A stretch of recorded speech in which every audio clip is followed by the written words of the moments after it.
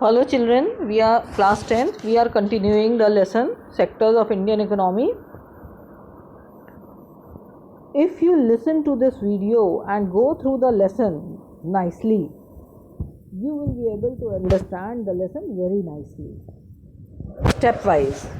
See, अब अगर हम ये वाला ग्राफ देखें, this one and this one compare करें, तो पहले क्या था कि एम्प्लॉयमेंट हमारे एग्रीकल्चर सेक्टर में बहुत ज़्यादा था, लेकिन अब धीरे धीरे कम हो गया। सेकेंडरी सेक्टर में एम्प्लॉयमेंट बहुत कम था क्योंकि इंडस्ट्रीज़ हमारे पास कम थी। इंडस्ट्रीज़ बढ़ी तो उसमें एम्प्लॉयमेंट भी बढ़ गया और कुछ एग्रीकल्चर सेक्टर के लोग इंडस्ट्रीज़ में वर्क करने लगे। और उसी तरह से अब जाने आने के लिए वहाँ तक क्या बढ़ गया एम्प्लॉयमेंट, टर्शरी सेक्टर में एम्प्लॉयमेंट बढ़ गया। लेकिन हमको ऐसा सिमिलर शिफ्ट प्राइमरी सेक्टर में क्यों नहीं मिली एम्प्लॉयमेंट में? It is because not enough jobs. क्यों? क्योंकि वहाँ बहुत ज़्यादा जॉब्स क्रिएट नहीं हुए थे, है ना। It is not enough jobs, it is because not enough jobs are created in secondary and tertiary sectors. Even though industrial output, जबकि हमारे इंडस्ट्रीज़ में प्रोडक्शन काफ़ी तेज़ी से बढ़ा, करीब 9 टाइम्स बढ़ गया था, लेकिन अभी एम्प्लॉयमेंट कितना हुआ? केवल 3 टाइम्स ही बढ़ा। उसी तरह से टर्शरी सेक्टर में देखो कि production in service sector, production उसमें 14 गुना हो गया, 14 टाइम्स। एम्प्लॉयमेंट केवल 5 टाइम्स हुआ। एज ए रिज़ल्ट क्या रिजल्ट हुआ? More than half of the workers in the country are working in primary sector only, mainly in agriculture, producing only a quarter of the GDP. In contrast to this, secondary and tertiary sectors produce 4/5 of the produce, whereas they employ less than half, क्योंकि वहाँ machines भी हैं, machines work करती हैं। Does this mean? तो इसका क्या मतलब हुआ कि workers in agriculture are not producing? क्या एग्रीकल्चर में उतना प्रोड्यूस नहीं हो रहा है?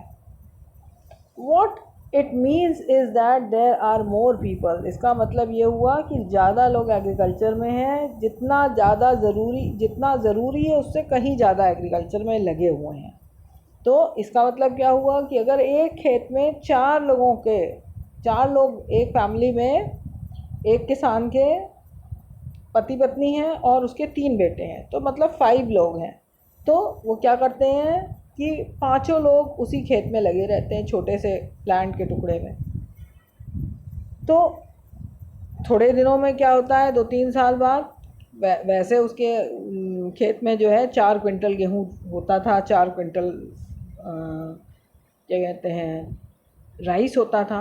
लेकिन थोड़े ही दिनों में देखा गया 3-4 साल बाद कि एक फैक्ट्री खुल गई नियर बाय विलेज में, तो 2 लड़के उसमें जाकर एम्प्लॉयड हो गए। तो तब भी किसान ने क्या देखा, बड़ा वो आश्चर्य में पड़ गया जब एंड ऑफ द ईयर उसने देखा कि प्रोडक्शन कितना हुआ। अभी भी 4 बोरे गेहूं के हुए और 4 बोरे ही राइस के हुए, और जो एक लड़का और हस्बैंड वाइफ जो 3 लोग काम करते थे, अभी कम लेबर से भी उतना ही प्रोडक्शन हो रहा है। दैट मीन्स क्या हुआ? वर्कर्स इन एग्रीकल्चर सेक्टर क्या थे? अंडर एम्प्लॉयड थे। अब इन्होंने वही बात यहाँ पे ये एक एग्जाम्पल से बता दी है। तो क्या है?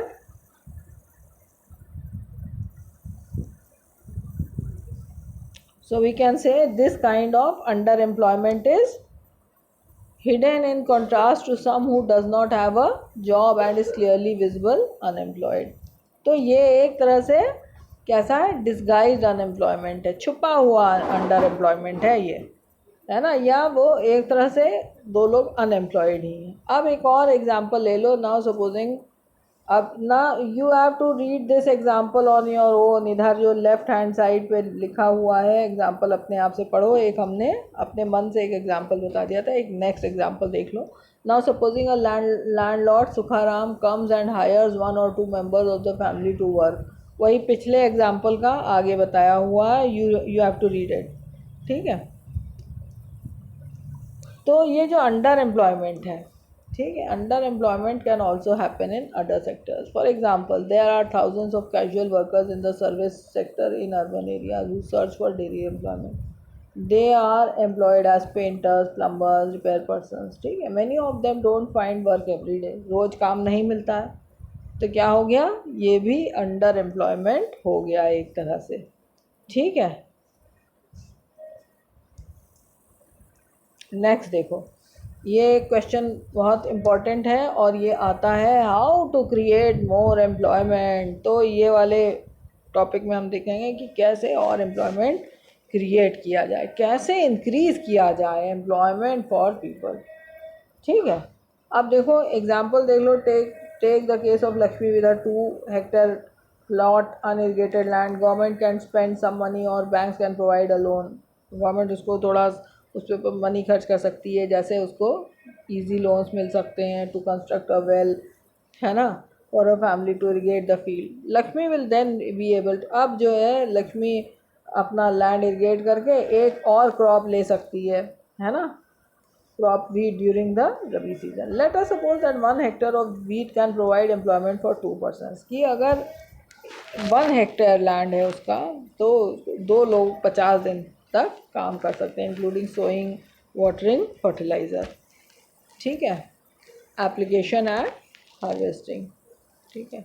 So 2 more members of the family can be employed in her own field. Now suppose a new dam. So supposing एक नया डैम पास में कंस्ट्रक्ट हो गया जिसमें से कैनाल से पानी आने लगा, this could lead to a lot of employment. तो जब कैनाल बन रहा है, कैनाल्स डिग हो रहे हैं, तो क्या हुआ, एम्प्लॉयमेंट जनरेट हुआ, लोग वहाँ जाकर वर्क करने लगे with in the agricultural sector, reducing the problem of under employment. Now suppose Lakshmi, ठीक है, now suppose Lakshmi and other farmers produce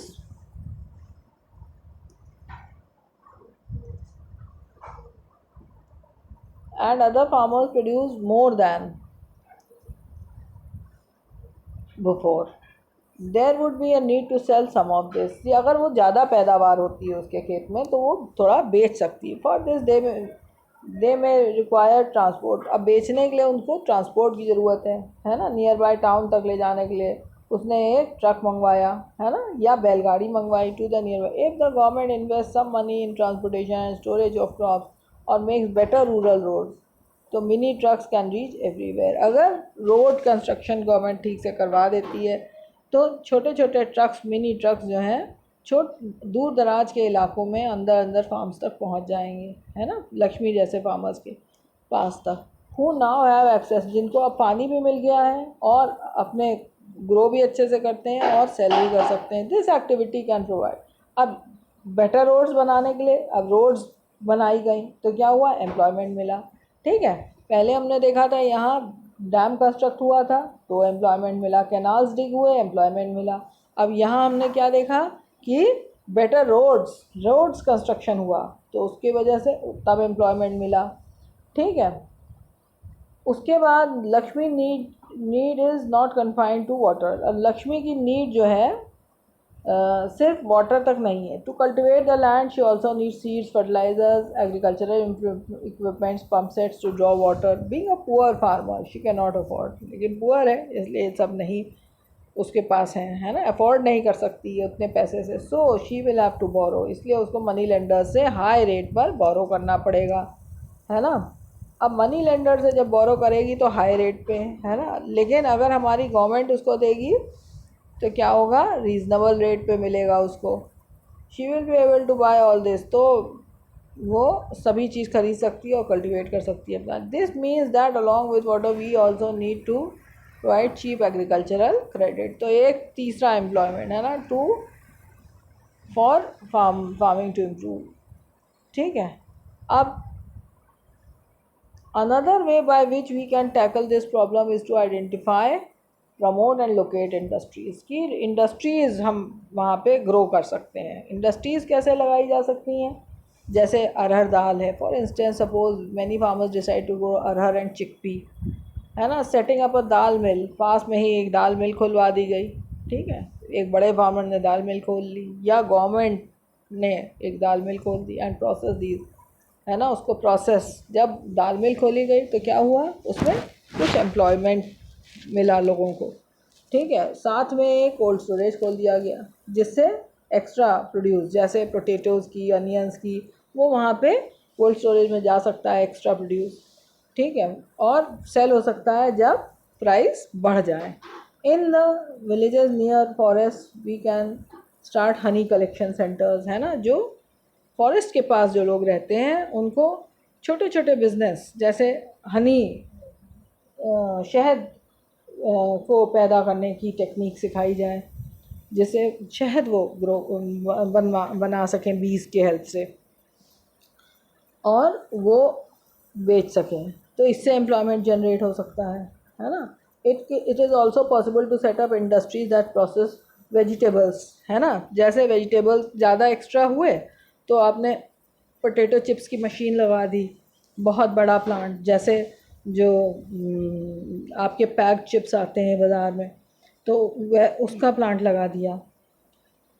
या सॉस और जैम, है ना, जैसे टमाटो और एप्पल्स और जो भी आपके यहाँ फ्रूट्स हो रहे हैं, तो उसको प्रोसेस करके वो अच्छे दामों में वो चीज़ बिक सके, जिससे एम्प्लॉयमेंट जनरेट होगा।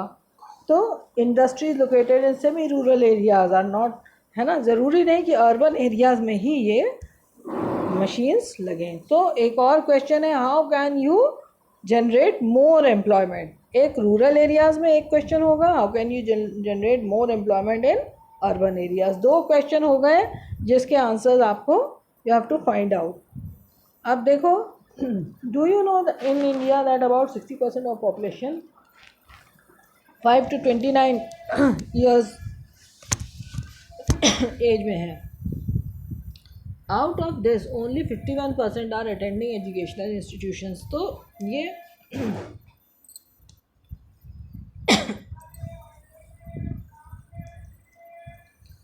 और काफ़ी बच्चे जो हैं एज चाइल्ड लेबर्स, वो स्कूल नहीं जाते हैं, एज चाइल्ड लेबर्स वर्क कर रहे हैं। चाइल्ड लेबर्स वर्क कर रहे हैं, इसका मतलब क्या हुआ कि वो एज चाइल्ड लेबर काम कर रहे हैं, जैसे किसी चाय की दुकान पे या बिल्डिंग्स में या कारपेट की फैक्ट्रीज में। तो प्लानिंग कमीशन जो पहले हुआ प्लानिंग कमीशन कहलाता था, वो अब क्या कहलाता है, नीति आयोग, ठीक है, जो 5 ईयर के लिए प्लान करती थी गवर्नमेंट, तो वही अब क्या कहलाने का है, NITI Aayog. NITI Aayog estimates that nearly 20 lakh jobs can be created in education sector alone। अगर हर बच्चा स्कूल जाने लगे तो जॉब क्रिएट हो जाएगा, ठीक है। Similarly if we are to improve the health situation, अगर हेल्थ के सेंटर्स खुलें और लोगों की हेल्थ इम्प्रूव करनी है तो ज़्यादा डॉक्टर्स चाहिए, नर्स चाहिए, हेल्थ वर्कर्स चाहिए to work in rural area. These are some of the ways which jobs can be created.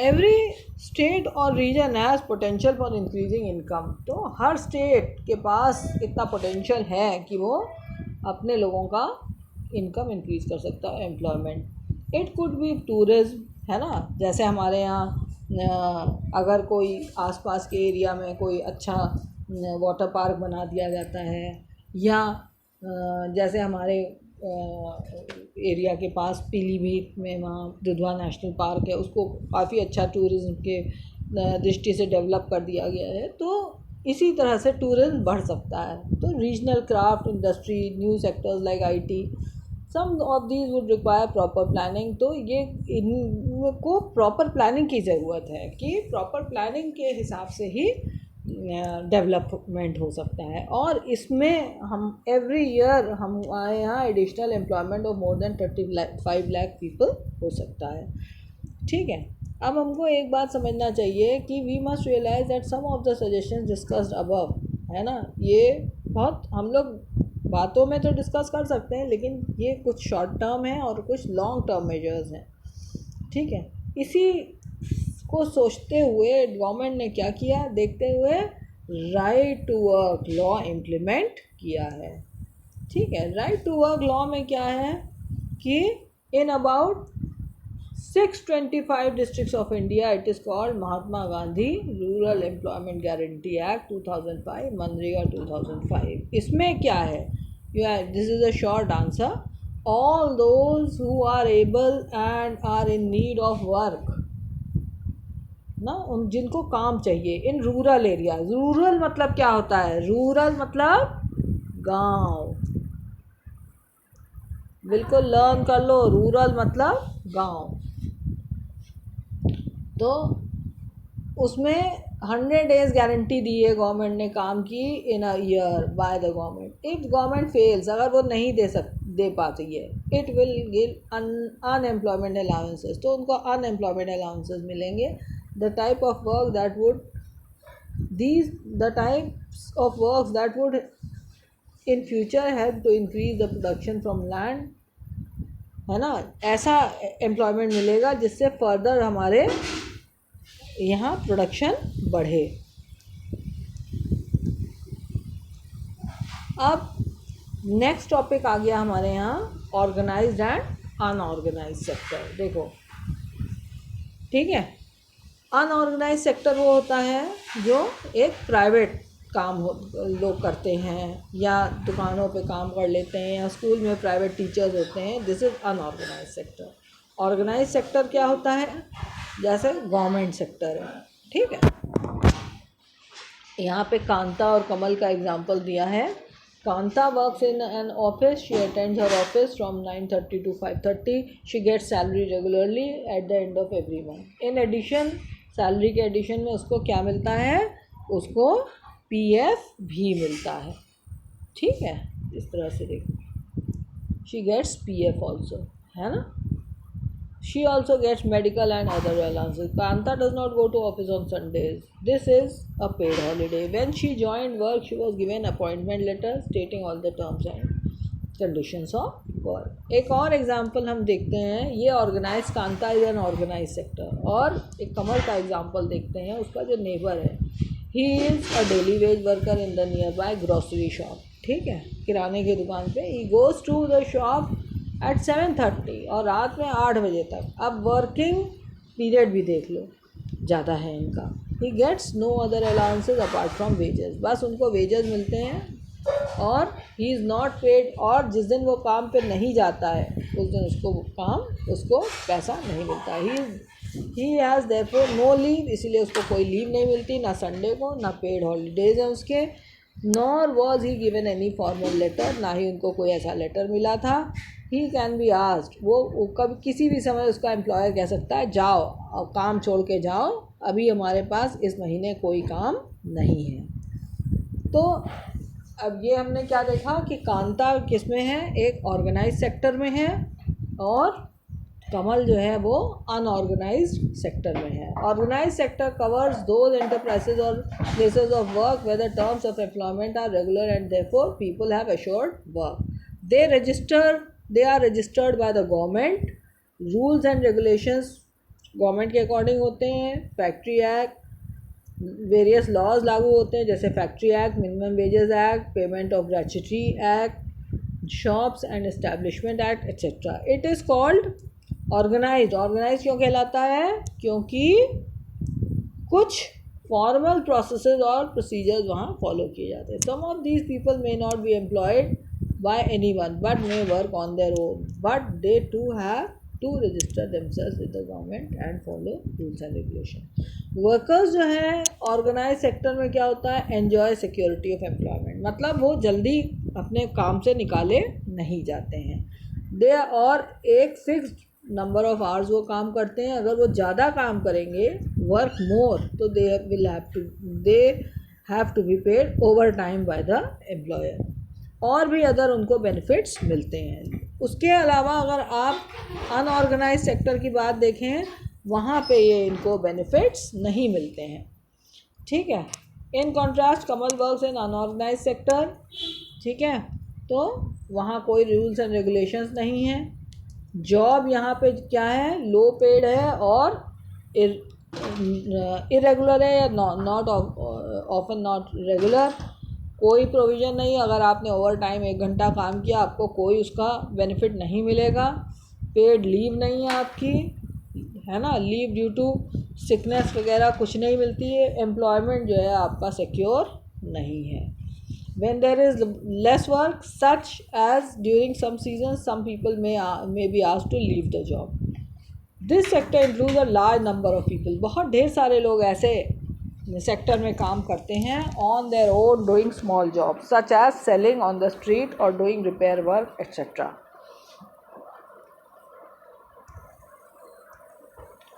सो दो तरह के हम लोगों ने काम देखे। For today we are completing the lesson and next we'll see in the next part.